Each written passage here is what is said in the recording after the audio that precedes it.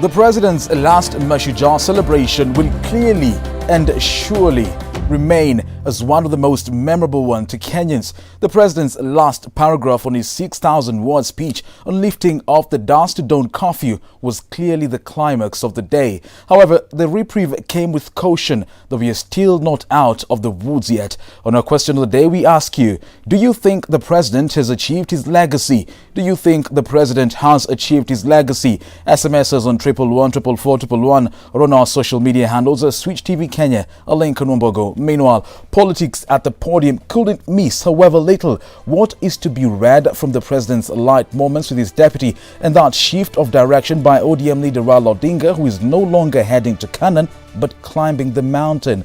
The arms wrestle between the executive and judiciary was also revived. And how long will this play? Welcome to this special The Mashujaa Upshot.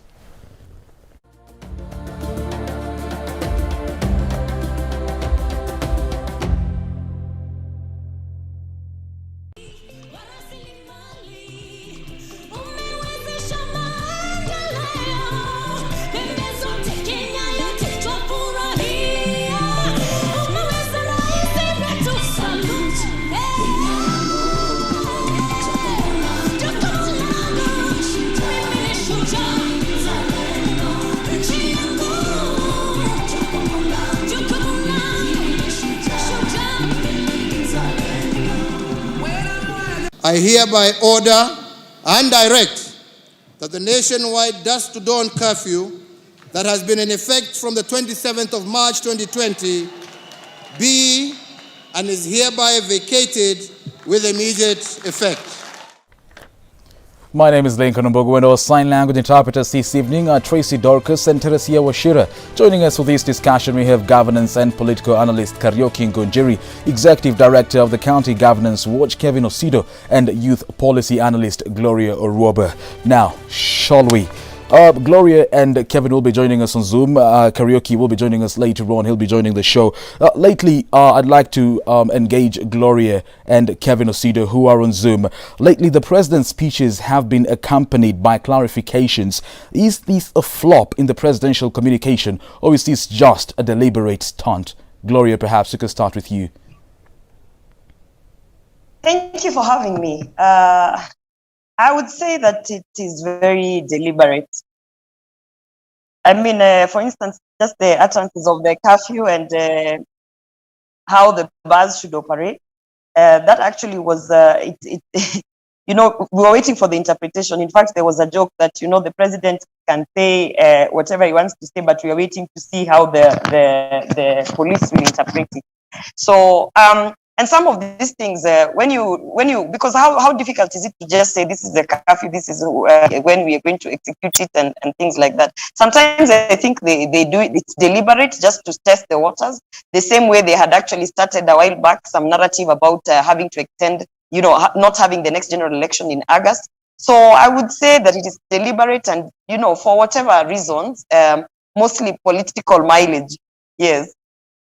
How about you, Kevin? There were no arrests made yesterday. It was party after party for most of the Kenyans. The National Police yesterday posted that, you know, the bars and restaurants will operate until 7 p.m. Then today, Health CS Mutai Kagwe comes and says it's until 11 p.m. I mean, Kevin, what's your take on this? Are they deliberate, as Gloria says, or are they flops for the president's communication team? Those are flops of the president's communication team. In fact, it is quite unfortunate that His Excellency the President's communications team has not been very helpful in terms of helping him to help Kenyans see the president's legacy from a people's perspective. If you look at the kind of precedents that we have had in the past, it's evident that there is no communication between the people who are the insiders and those who actually speak to the public. So the insiders include the people who undertake the intelligence, particularly on how the president's communication will be received, and those who therefore draft the speeches that are read by outsiders, who then are the people who speak to the public, and those are the people that we see sharing the president's communication on TV and other media platforms. So these are flops that can be prevented or avoided. Unfortunately, probably there is no much time that they are taking to be able to look at who is saying what, when, and how it is being said. And so when you see, for instance, the president's communications team saying one thing, and then a cabinet secretary, a cabinet secretary particularly of health, who is expected to be speaking the government's position on how the government is feeling around such important occurrences, saying something else, it's rather unfortunate. Do we expect any further clarification, maybe from Interior Cabinet Secretary or the government spokesperson, Colonel Cyrus Oguna? Gloria. I think actually, to be honest, what Kenyans expect at this point is that we try as much as possible and go back to normalcy, because as much as what is the difference between having a curfew where you go home at 7 o'clock or at 10 o'clock or at 1 o'clock? And there has never been any science that has proven that actually corona is spread mostly at night. There's never been any science that when I'm sitting in a flight and in proximity with the passenger next to me, that is not such a high, it's not a high risk place. So, because if we've opened up the transport industry, particularly the airline, and they are operating in full capacity, we've opened up different other industries, then what do you mean? What is this thing that we have against the bars and the restaurants? What is this intention? If we are actually intentionally collapsing a whole economy, the youth are actually affected so much because the service industry is highly populated with the youth. So I don't know where the science is. If we close the bars at 7, or if we close the bars at 10, or if we close the bars at 11 o'clock, or if the bars operate 24/7, where is the science that corona actually is spread, because the bars are open until a certain time? So I think we should, and this is where now you look at the leadership that we have. We really are almost operating as if on autopilot. So we have just left everything to chance. I don't think the president really understands the impact that this curfew has had, not only on the economy, but mostly also the socioeconomic activities. Families have actually gotten into further kind of violence. We honestly just need to try and push that we have at least 50% of our population vaccinated, and then, just open up the economy 100%.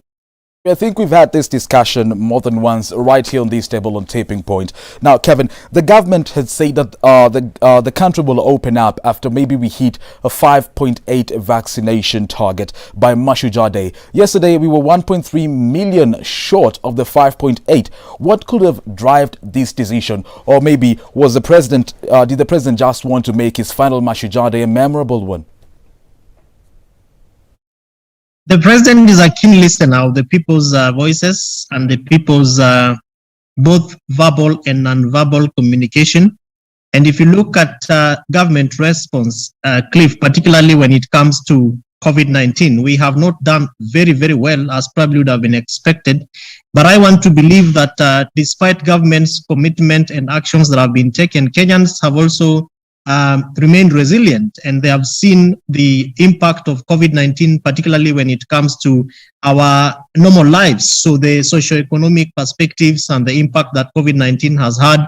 And so people, other than being resilient, citizens decided to take it upon themselves and just abide by the protocols. If you look at, for instance, when COVID-19 interventions began, where government would, where the security officers would arrest people arbitrarily and even beat them up, and try to exercise a hard approach towards enforcement of government protocols.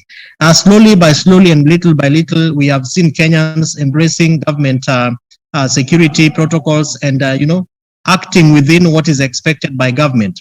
So what the president has done, in my view, is more or less like a response to what Kenyans are feeling. And I am quite convinced, because I'll tell you for a fact that there are thousands of petitions that have gone to the president that have come from Kenyans, the business community, and just organizations like ours who are asking the president and petitioning for him to open up the economy. And so from what he said yesterday is indeed a response to what citizens are feeling, and it is a clear show of a president and a leader who wants to act on the on the recommendations or proposals of the people that he is leading. Now, the next stage to this really depends on me as an individual, and despite government's commitment to vaccination, which we have also not done very well, because government has not enhanced, vaccination in especially across the rural areas. We have seen people queuing in some places for very lengthy hours waiting for vaccinations. We have not seen proper public education, especially when it comes to the kind of negative narratives around COVID-19 and its response rather its impact on those who have been vaccinated. So we have to see a very clear communication strategy from the Minister of Health that is going to augment the president's speech yesterday, particularly on the opening up of the economy, and so that we can be able to see a sync and a clear operation that is going to ensure that citizens are out of their own volition, are not pushed by government, but are able to also participate freely in what government has put together as programs that are going to enhance vaccination, but also continuously washing their hands, sanitizing, and also keeping safe distance. Remember, Cliff, that we have also been told that that particular vaccination is not 100% anti-COVID-19. So how is government prepared to be able to augment the president's speech yesterday, where we have seen people celebrating and saying, oh, hallelujah, it has been opened, so we can drink until 2 a.m. in the morning, we can stay without necessarily abiding to some of these protocols. That is more or less like actions that government will have to come up very strongly to deal with. But bottom line is that Kenyans have pushed the government, and that is a positive strange of it. We have seen the kind of political rallies that have taken place. It was, in my view, absurd to see politicians mobilizing thousands of people across the political divide, whereas the economy is closed. People like myself want to travel at night via Easy Coach and just get home early in the morning, meet my parents, and get back to Nairobi to catch up with my business of building the country. We're locked out. Why? I can't be told. I don't know why, but yet you see politicians mobilizing in huge numbers. So a lot of work still needs to be done, especially from a public education perspective. Totally agree. We thank the president for his comments. Totally agree with you right there. But Gloria, do you agree with Kevin that the president reached this decision to vacate the dusk to dawn curfew based on Kenyans' demands, or is there more to read? Like politics, 2023 is approaching. Kenyans have been saying that this curfew needs to be lifted for at least over 2 years. Is it a year? We've been in this curfew almost 2 years. And the worst thing about it is that when you look at the timing of when he actually lifted the curfew, it was as if, when you place your cards and you know that you have to use one last card towards the end when you really need it. I think the popularity of the president has tanked. It had been tanking since a lot of things were going wrong, since the KEMSA scandals and, some certain names were mentioned, since the BBI and when they were trying to push the 70 constituencies. And this whole curfew thing is that one card that you hold on and you use so that towards the end, when you feel that the animosity and the hate is actually building up and it's too much, then you say, listen, I'm actually now going to let you go out and live a normal life. So we are going to lift the curfew. So of course there was celebration and said, people said, yeah, the president has listened to us, but we still don't have an explanation as to why we have had this curfew for so long. Because again, I said, in fact, he lifted the curfew in a gathering of 3,000 people. If they are allowing 3,000 people to gather for governmental or let me say public and national celebration, and even there was an artist that asked, if you can have 3,000 people to sit in a stadium for whatever purpose, then why can't we have concerts? You understand? Just like Kevin has said, if you can see that their politicians are being allowed to have rallies, then why is it that churches are being told that you must observe this many people at a time and blah, blah, blah, So at the end of the day, when you look at the restrictions that the government has been imposing to the people, it has not been really like it cuts across all board. There have been certain people that have gotten special treatment, and there have been certain institutions that have been allowed to do things that are contrary to the Ministry of Health regulation in terms of the COVID rules. So I think when someone takes... Well, Kevin, Gloria, we're something that losing is you a bit. rightfully yours. We're losing your And audio a then bit. Kevin, I mean, if countries that have eased restrictions are anything to go by, we've seen a surge in numbers of COVID-19 cases in those countries. Is there a possibility that, we might have a surge in COVID-19 cases here in Kenya? And is there a possibility of locking down the country again? Kevin? To be honest with you, I don't foresee a possibility of locking the country again. And especially if you look at our experience as a country and in the midst of the global sphere of vaccine wars and vaccine pricing and vaccine purchasing against our local understanding of what we can be able to do to deal with COVID-19. And then you put that side by side with government response and the degree of corruption that has been orchestrated with the kind of response that Kenya has had. I don't think that Kenyans are ready to be locked out, rather to be locked up like we have seen. What probably might happen is that we could see instances where some parts of the country are locked up like we started, where you have counties or inter-counties being asked not to do this and do that. But I'm saying that with a very little pinch of salt, Cliff, because if you look at where we are headed to, which is really a very heavy political moment, which is ahead of the April 2022 campaigns.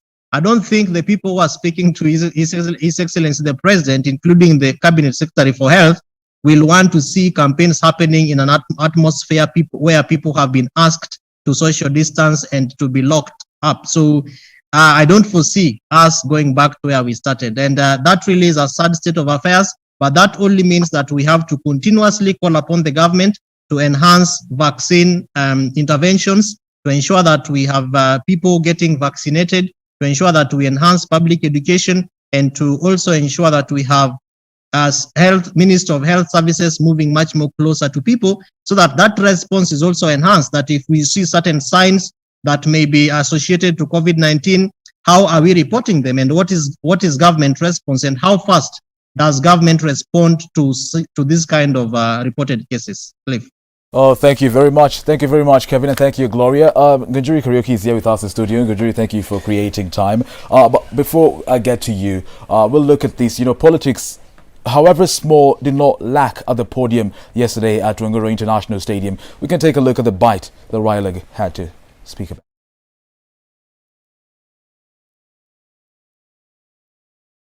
Injury between Uhuru and Ruto, if the body language is anything to go by, rekindle a beat.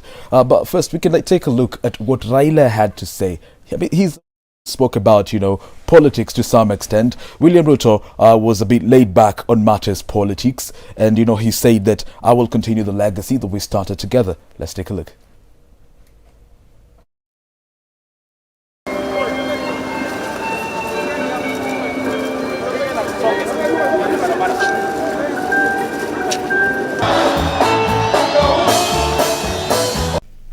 And the agenda you have set of the unity of this nation and the transformation of our nation under the Big Four plan, together with a bottom-up approach, will take this country to greater heights.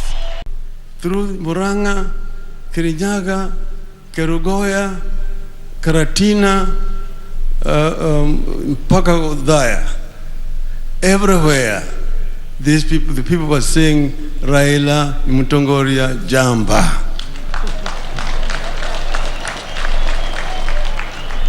So Raila Odinga is a friend of the mountain and has been able to climb the mountain. Quick reactions from you, Ngunjiri. What did you read from, Raila's speech, Ruto's speech, and of course the president's speech yesterday? Well, first of all, I think that was an opportunity that any leader would want to utilize, because it is the last term of President Uhuru Kenyatta. And the last Mashujaa Day as well. Yes, and it was happening at the most significant point of this election within the geographical setting of the mountain, which essentially decides on which way the wind goes. And so I am not surprised that Raila Odinga could use that opportunity to try and endear himself to the masses. You've said, Gojiri, that this was the most significant occasion for any leader. Yes. But by that you mean Raila Odinga and William Ruto. Yes. Did they both meet your expectations? I tend to believe that as fate has have it, it seems that the mountain, and you could read the mood of the people in the stadium. When Raila Odinga came to speak, you could see people were not as excited as when William Ruto came to speak. And perhaps what I was trying to understand in between the lines is the significant gesture that the people are giving. I dare say that they were trying to impose on what they believe in the eyes of the president. They were trying to tell the president that, look, you might have your preferred presidential candidate, maybe by the signs that you are giving, but we as the people think otherwise. Maybe in the eyes of the people at that time, Raila Odinga is President Uhuru's favorite. We have seen him having been quoted as saying that he's ready to work with Raila Odinga even post this election. And so the people of Kirinyaga, and indeed the whole of Mount Kenya region, was adamant to tell the president directly into his eyes that this is what we have decided. And that gesture was given yesterday. Gojiri, to you, Raila Odinga did not meet your expectations.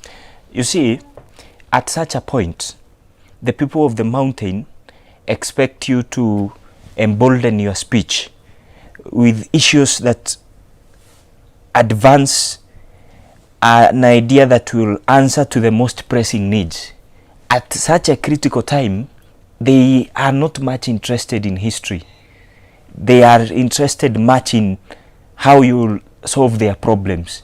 And that is why it is very easy for a presidential candidate like William Ruto, who is talking of issues of economic prosperity, to be able to get the emotions and the feelings of the masses directly into his heart. So the biggest discrepancy in the speeches of yesterday was that Raila Odinga was unable to utilize that chance to, even if not directly, give a clue of what he intends to do with the lives of the people of Mount Kenya, which William Ruto was able to articulate, at least when he talked of the Big Four agenda and the bottom-up economic approach.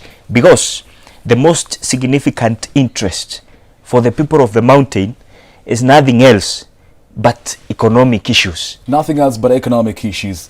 Well, before we take a short commercial break, we ask you a question of the day. Do you think the president has achieved his legacy? Do you think the president has achieved his legacy? SMS us on 111 on our social media handles or Switch TV Kenya. A link on number where the conversation continues shortly.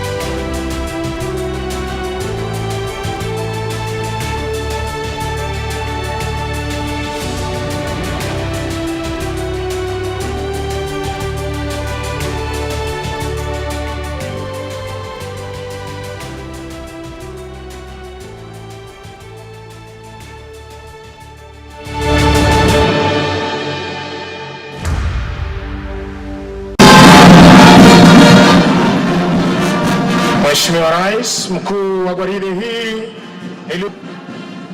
anayebeba bendera iliyo fahari ya kikosi cha 9 cha jeshi letu la nchi kavu, Luteni daraja la 2 Mawira Niga, kikundi cha kwanza cha jeshi letu la nchi. Chini yake Kanali Martin Amboka Makadia, Senior Meja Warrant Officer 1 Lucas Okop, akishirikiana naye Warrant Officer 2 Ben Murray, Sergeant Mwai Gatama na Sergeant Hassan Mohamed. Wakiondoka.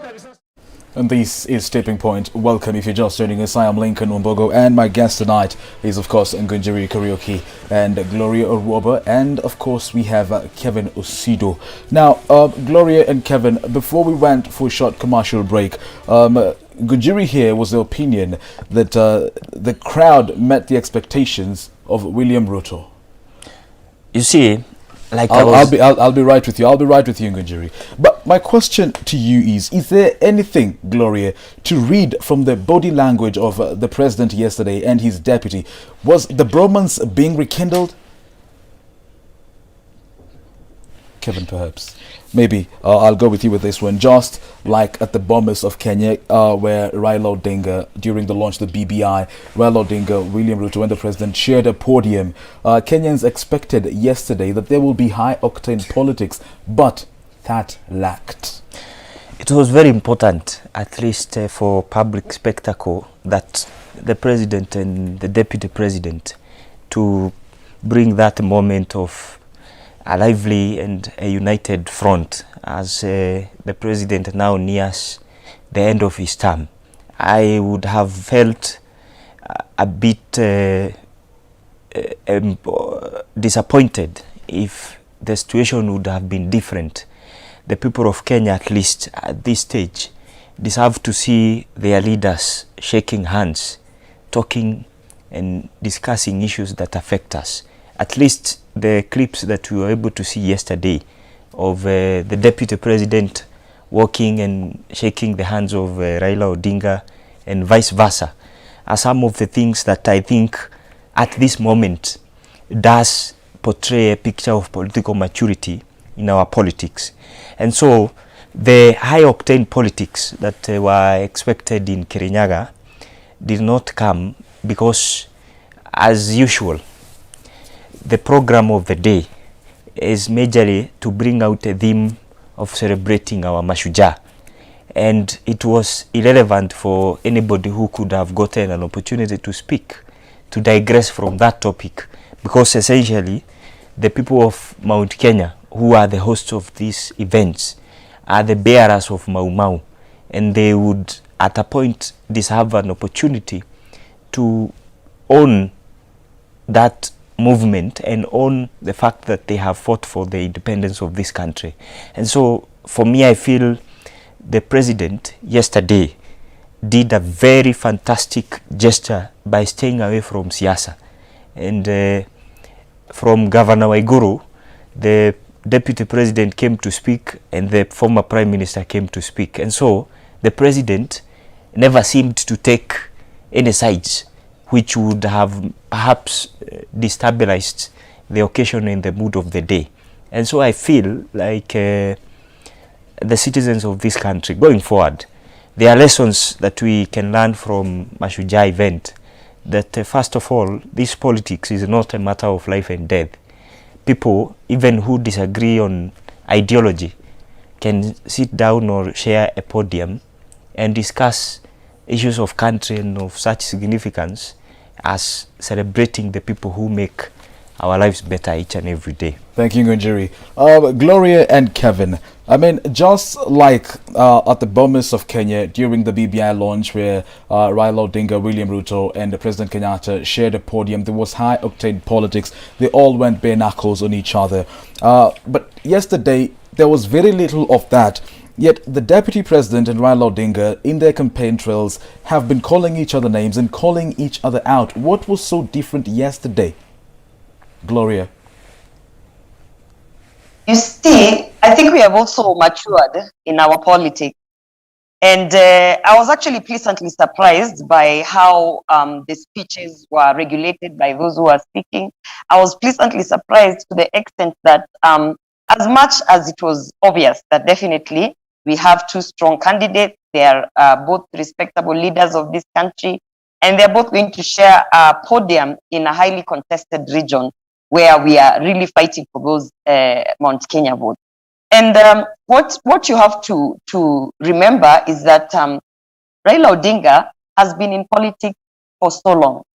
He has fought for so many things for the democracy of this country. He has really, so for him, his politics, that is what he resonates with. That is the reason why he has to bring the history. He has to talk about the past. That is the reason why he has to sort of, tell his story from where it started. And so when people say that, the Kenyans are not interested in history, and we have all these young voters who do not really understand the historical injustices that were there between the Kikuyus and the Luos. But what you have to also remember is that we also have another serious block of senior citizens who actually influence how people vote. So therefore, when Raila Odinga was talking, he was trying to appeal to that constituency of people. He was trying to remind them of the things that had happened in the past, and his actions or his input, the positive part of it, and so that they can welcome him. Because remember, there's always this notion that Mount Kenya is hostile ground for Raila Odinga. And so therefore, he needs to be careful in how he approaches, these public gatherings and the speeches and things like that while in Mount Kenya. But on the other hand, what I saw from our Deputy President, William Ruto, was more of, listen, you all know I'm vying for this. We are all trying to get the Mount Kenya vote. And this is what I'm selling, straight to the point. He could have also talked about how in 2007, 2008, he played a major role in that election and how he was, instrumental with the Kikuyu vote and what he could have also talked about 2017, 2013. But he chose to say, these people that I'm speaking to are probably more interested in the future. And so therefore, let me tell them what I have in store for them in their future. But I like the fact that the conversations were very, it was very, I would say, respectful towards all the people that were seated there. And then the mood also of the stadium. The mood was more like, so Raila Odinga is here, tumekuwa tukisikia, lakini let us see. And they were listening, they were really listening. What is this you're going to sell to us? And towards the end, there's even a clip where the media was focusing on a certain group of people who, when he was saying that, now I am a friend of the Mount Kenya and blah, and they were really, it was almost like, okay, I've heard it from you. I'm not sure I trust that, but at least there's that openness, the willingness of the electorate to listen to everyone. Had it been in the past, say for instance, 2006, 2007, 2008, I mean, I think we would have been now discussing the chaos, stone throwers came, who came, So we really also have to celebrate the wins of how we have come this far to an extent that we can have opposing candidates who are actually sober enough to be cordial and to be able to maintain peace and not to heighten the people to an extent that, it's no longer a national function. So for me, I think it is just the show of maturity. And going into 2022, this is what we are actually going to see. The electorate will welcome you. They will cheer you. William Ruto will come to Nyanza. They will cheer you. The next day, Musalia Mudavadi will come. They will be cheered. But at the end of it all, they are really listening. What are you selling? And that's the reason why now people are focusing. I'm going to give you 6,000. I'm going to do this, because the electorate is welcoming everyone, but they are listening and they're like, okay, I will make up my mind once you show me what you're actually going to do for me as the president of this country. Thank you, Gloria.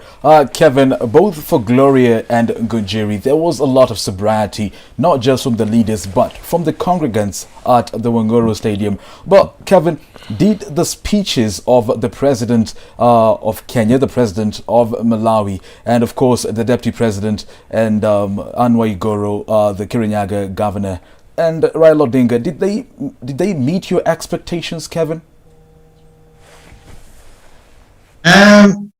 Link, those speeches are written by people who sit in some corners like where I am seated, and then they craft some documents, do some research, what has been the history of Kenya and Malawi, and what do we think we want to tell them.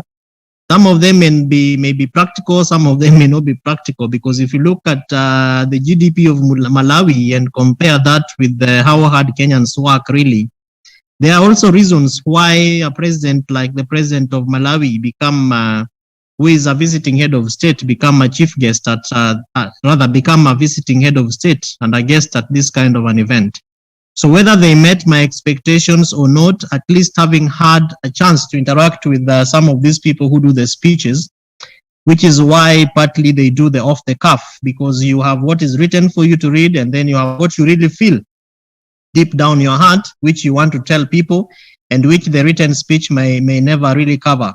But beyond that, the focus is really on what was said that was not written. And for me, I found the deputy president's speech a little bit hypocritical, because this is a gentleman who says that I want to continue your legacy, I want to continue the Big Four agenda that we started together. But if you look at the facts on the ground, kwa kweli vitu ni different, because he's walked out of the Big Four agenda. Look at his narratives when he's speaking with people, particularly addressing the president. You are talking to the president of the Republic of Kenya via Twitter and in public rallies, a gentleman that you can actually pick your phone call like this and make a call to. What we saw happening, like for instance, moving and laughing together, is what I really expect from somebody who wants to inherit my seat when I leave office, because I wouldn't expect the president would call his deputy and tell him, Sasa mbona wanichomea? Why are you, behaving like this? Can't we just sit and agree on some of these issues? So what the DP was doing is for public show. Mount Kenya has close to 5.8 million votes, that everyone who is running for office in 2022 running for the office of the President of the Republic of Kenya in 2022 is gearing up and gunning towards getting those close to 5.2 and 8 million votes. The president is the incumbent, and he has what it takes to decide the swinging vote of Mount Kenya. And so both the deputy president and the former prime minister are keen to look at how they whip the people of Mount Kenya and get these votes. I didn't expect to see, for instance, the deputy president saying, the continuity of the president's agenda, when really, in real sense, Link, he has not been very keen to sustain and help the president circumvent and deal with the issues of his last-minute presidency. The former prime minister took us through a history, which really was the essence of the day yesterday, is about Mashujaa. And if you talk about the history of Mau Mau, Mount Kenya was the brunt of the pain, the suffering, and the sacrifice that Kenyans paid in this country for us to gain the independence that we have. And the history books that I have read, the stories that have been told to me by people like the former prime minister, really resonate with what Mashujaa is, that Kenyans came together and circumvented the challenges that we had at that point in time, and that Mount Kenya region played host to most of these Shujaas. People like Dedan Kimathi, people like the first president of this country, people like, the women who are part of this struggle, most of them revolved around the mountain for them to be hiding against our enemies at that point. And today, what the former prime minister was saying is that we want to learn from the histories of the Shujaas so that we can be able to deal with the present challenges. And he's saying that I am coming to you as somebody who has the experience of a Shujaa, someone who has sacrificed, even his life, his family, someone who has sacrificed part of his to be able to see to it that Kenya actually stands tall in the League of Nations. So that, to me, Link, is what I read from the speeches. And both the two leaders are gearing up towards getting, the votes from Mount Kenya, because this is really a political session. And both of them, the deputy president has been very clear that he wants to take over from the president, His Excellency Uhuru Kenyatta.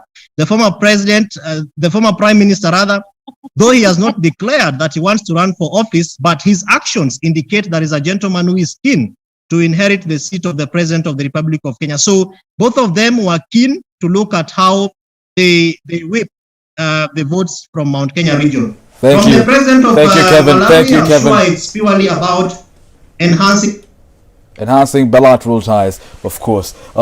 Ngujiri, Kevin says that, DP Ruto's speech was hypocritical.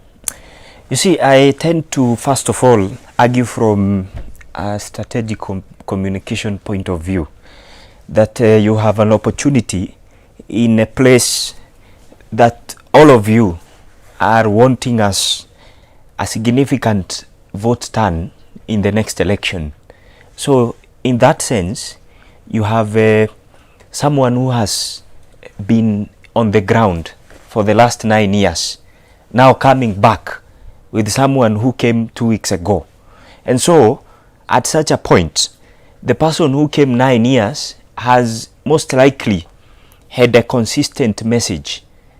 But the person who came 2 weeks ago makes a strategic blunder by not really trying to bring to the attention of the people of an ideology that they seek as a transformative way forward for the people of the mountain. And so that is where the difference is. It's not about the empty rhetoric or the political history of this country. It's not about that. That is good for the gallery and for poetry. But what is important at this case in point is, do I have a plan that I want to bring to the people of this area, and which engagements are we supposed to be having?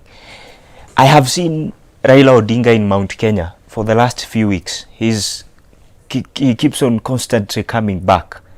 But I can tell you, majority of the people who turn out to go and see him do not literally go to listen to what he has, because it's the same history that we read in the books. Gujiri, let me cut you short. Do you think the President Uhuru Kenyatta is the darling he used to be for the Mount Kenya people 7 years back? You see, you could see it yesterday and the day before. The President was addressing a crowd, I think, in the same stadium. And when he was telling them of what he thinks should happen in the mountain, at a particular point, the people of Mount Kenya told him that, Mr. President, we accept that you've done your job, but you said 10 years, 10 years. That clip is online. Yesterday, during are you saying that he's not the darling he used to be? As long as President Kenyatta does not have a problem with William Ruto, and the people of Mount Kenya are convinced that the president has no issues with William Ruto, then he will continue getting a certain degree of legitimacy. But if, and this is based on the evidence on the ground, but if by any chance the president is seen to favor Raila Odinga, Gujiri, are you saying that and he's William not Ruto, the darling he used to be? What I'm telling you is, as long as the gestures of the president seem to be leaning towards Raila Odinga as opposed to William Ruto, then that legitimacy is lost. But the moment now he is not, the moment he's not the darling he used to be. I will tell you, like the clip the people are sharing on social media, that we saw the president and the deputy laughing, that has really improved the popularity rating of the president back to a certain degree in the mountain. So the people of Mount Kenya do not have a problem with the president. They trusted him with the 10 years, and they gave that responsibility to him so that he can lead us. But again, he has departed from what he told the people of the mountain as regards to his succession plan. And that is where all these issues normally comes from. If he decides to keep quiet, not support Raila Odinga or William Ruto, people will probably say, now let us decide. But if he was to go and support Raila Odinga, the popularity rating would go down significantly. Thank you, Gujiri. Gloria, Gujiri, he is of the opinion that President Kenyatta's popularity rate in Mount Kenya is fully dependent on his relationship with Mount Kenya. And I ask you this question, Gloria. The significance of the Sagana 3 meeting just ahead of the Mashujaa Day celebrations, was the president worried that he would be met with backlash from Kirinyaga residents? I don't think he was worried about that, to be honest. But you can't be too sure. So what you do, of course, you go ahead of time to prepare the ground. Enda utengeneze ground, make sure that you're not going to be met by hostility. And I do agree to some extent that the clip that is being shared of our president and the deputy president looking like they're kind of having a light moment and laughing, yes, that brings back the popularity of Uhuru Kenyatta because, you know, actually Kenyans are looking forward to some form of reconciliation of our president and the deputy president. Because when we were introduced to the duo, you know, we fell in love with the duo. We kind of were like, you know, look at these two guys, they're youthful, they're fighting the same wars, you know, the brotherhood was, you know, it was a selling point to the electorate, particularly to the youth. And so that light moment that they shared was very, very significant for the president because, you know, the Mount Kenya youth were like, okay, it looks like, you know, maybe things are going to, our parents are going to go back to each other and life will be well. But there's a point I also want to say that, yes, yesterday was Mashujaa Day. And yes, we celebrate heroes from, you know, when we were fighting for independence, heroes from our history. But what we are trying to actually push, because things have changed, the pandemic, we are in 2021, you know, life isn't the same as it were, you know, in the 90s, in the 80s. And that's the reason we even changed the name of the holiday to Heroes Day, to Mashujaa Day, to encourage that it's actually about celebrating you, the Kenyan, because every Kenyan in every little way, they are contributing to this economy. Every Kenyan in every little way is actually, you know, to actually push that patriotic spirit, the spirit of belonging. And as a matter of fact, if you ask me, yesterday I was celebrating the heroes who nobody sees. We're talking about the cleaners, the janitors in those buildings, the big corporate buildings, who nobody sees, nobody notices, but because of them, you're able to have a safe space, you're able to have a space that you can, a clean space. We were celebrating those at the bottom of the food chain. The guys who actually, according to most public people, don't matter. You know, when we say Mama Mboga, it has become so popular, but we mean even the ladies who come to wash your clothes in the every other day, if you're a bachelor. We are talking about the people who actually carry your grocery from the supermarket to the car. Those people are also heroes because despite where we are with this economy, despite the harsh realities of having to we have less than 3 minutes left. Allow me to cut you short.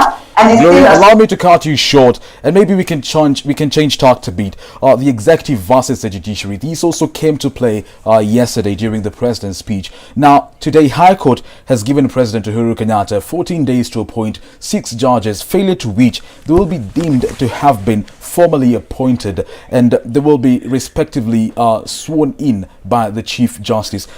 Kevin, why is it a muscle competition between the two arms? Link, that's an issue that is here to stay unless we act proper and effective, particularly because of the kind of precedents that we have seen that has been set by past Chief Justices, beginning with the former Mheshimiwa Mutunga, Dr. Mutunga, then we had the immediate former, and now we have the current Chief Justice. A lot of what happens within these corridors of governance and of government is not what you see in normal television. So what therefore needs to happen, like you asked, is for enhanced conversations and dialogue between the 3 arms of government and our constitution that I have here, because I was talking to members of County Assembly of Nairobi, led by the Speaker and the Clerk. You know, this constitution gives sovereignty to the people of Kenya. And this constitution also gives us the executive, the judiciary, and also the legislature. This constitution has given us laws, including the Intergovernmental Act, Intergovernmental Relations Act, and the other subsidiary legislation that focus on how different arms of government are supposed to engage between and with amongst themselves. The people who are holding these offices should remember that these officers will be there to stay even after they are gone and dead. What kind of legacy are they setting? Do they want Kenyans to remember them as a Chief Justice who did not speak to the President? Does the President want to be reminded as the President who failed to swear in judges?